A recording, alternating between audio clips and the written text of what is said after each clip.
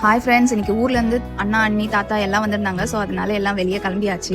போகிற வழியில் எல்லாரையும் மாற்றி மாற்றி கிண்டல் பண்ணிட்டு வயிறு வலிக்க சிரிச்சுட்டு போயிருந்தோம். ரொம்ப நாள் ஆச்சு எல்லாரையும் பார்த்து. ஸோ எல்லாரும் பார்த்து பயங்கரமாக விளையாடிட்டு ரொம்ப ஜாலியாக போச்சு அன்றைக்கி டேவே. நாங்கள் எங்கே போனோம்னு பார்த்தீங்கன்னாக்கா ஃபஸ்ட்டு குட்டீஸ்லாம் பீச்சுக்கு போகணும்னு கேட்டிருந்தாங்க. ஸோ அதனால் பெசன் நகர் பீச்சுக்கு தான் போயிருந்தோம். போனதுமே போகிறதுக்கு கரெக்டாக மதியானம் ஆயிடுச்சு. சரி, அதனால் சாப்பிட்டுட்டு போயிடலாம். குட்டீஸ்லாம் இருக்காங்க, வெளியே சாப்பிட வேணான்ட்டு வீட்டிலேருந்து சாப்பாடுலாம் ரெடி பண்ணி கொண்டு வந்துட்டோம். சரி, அப்படியே சாப்பிட்டுட்டு கொஞ்ச நேரம் பீச்சில் எல்லாம் விளையாடிட்டு எல்லாம் பீச்சில் சரியான ஆட்டம். சாப்பிட சொன்னா கூட எல்லாம் அவசரமா சாப்பிட்டு எப்ப தண்ணியில இறங்குவோன்ட்டு கிளம்புனாங்க.